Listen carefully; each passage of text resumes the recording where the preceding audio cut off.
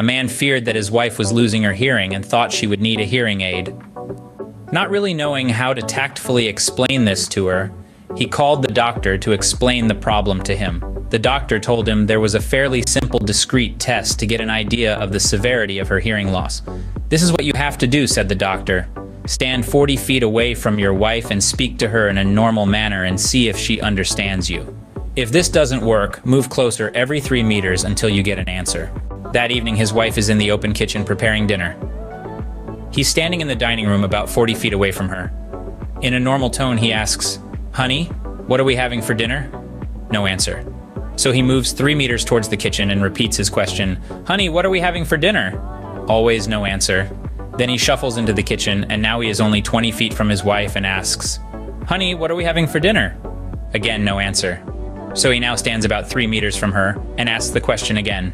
Again, no answer. Now he stands right behind her and says, "Honey, what are we having for dinner?" The woman, for the 4th time, "Fries with chicken."